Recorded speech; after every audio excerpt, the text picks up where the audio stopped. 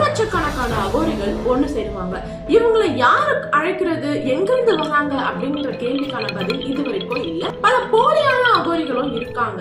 ஆனா அந்த போலி எது, ஒரிஜினல் எது நம்ம எப்படி கண்டுபிடிக்கிறதுனா அங்கதான் அகோரிகளோட ரகசியமே இருக்கு.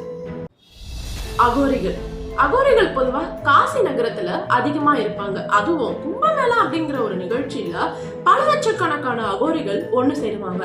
இவங்களை யாரு அழைக்கிறது, எங்கிருந்து வராங்க அப்படின்ற கேள்விக்கான பதில் இது வரைக்கும் இல்ல. ஆனா அத்தனை லட்சம் பேர் இங்க வந்து கூடுறாங்க. இதுல பல போலியான அகோரிகளும் இருக்காங்க. ஆனா அந்த போலி எது, ஒரிஜினல் எது நம்ம எப்படி கண்டுபிடிக்கிறதுனா அங்கதான் அகோரிகளோட ரகசியமே இருக்கு. அகோரிகள்னா யாரு, அவங்க வந்து ஏன் அப்படி இருப்பாங்க அப்படின்னு பாக்குறதுக்கு முன்னாடி அந்த ரகசியம் என்னன்னு பார்க்கணும்.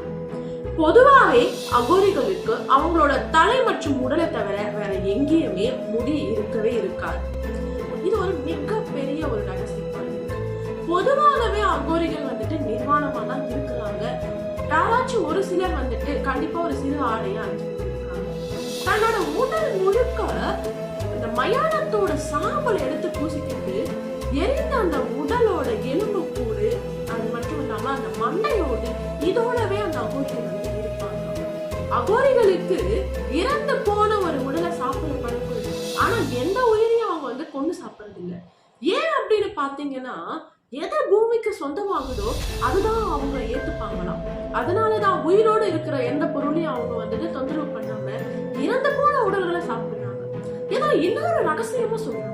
என்னன்னா, இறந்து போன ஒரு உடலை வைத்து அவங்களோட அந்த அகோர சுவாமிகள் சொல்றாங்க, அதாவது காளி போன்ற ஒரு ரொம்ப கோபமாக இருக்கக்கூடிய அந்த கடவுளை அவங்க வந்து வழிபட்டுட்டு தான் அந்த உடலை அவங்க வந்து சாப்பிடுறாங்க.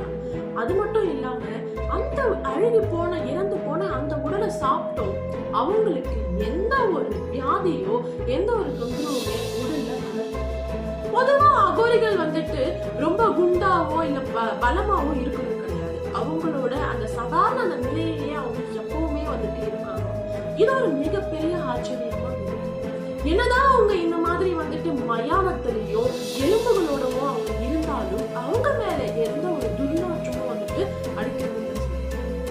இன்னைக்கு பல போலி அகோரிகள் தான் அகோரி அப்படின்னு சொல்றவங்க எல்லாம் அதிகமா பேசுறாங்க, சிரிக்கிறாங்க. ஆனா அகோரிகளுக்கு இருக்கிற பழக்கம் பேச மாட்டாங்க. அவங்க கிட்ட அந்த பேச்சு அப்படிங்கிற ஒரு விஷயம் வந்துட்டு அதிகமா இருக்கவே இருக்காது. மௌனமா தான் இருப்பாங்க.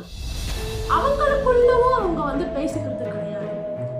பொதுவா வந்துட்டு அவங்க ஒரு மூலிகையை புகைத்து கொண்டே இருப்பாங்க. அத பல பேர் வந்து கஞ்சா அப்படின்னு சொல்றாங்க. அது வந்துட்டு இன்னும் நிரூபிக்கப்படல. ஆனா அவங்க அந்த ஒரு மூலிகையை வந்து பாத்தீங்கன்னா அவங்க வந்து மொத்தமா அவங்க சாப்பிடுறது கிடையாது. வட்டமா உட்கார்ந்துப்பாங்களா சில அகோரிகள். ஒருத்தர் வந்துட்டு ஒரே ஒரு தடவை அந்த ஒரு புகையை இழுத்துட்டு மத்தவங்களுக்கு கொடுக்குறாங்க.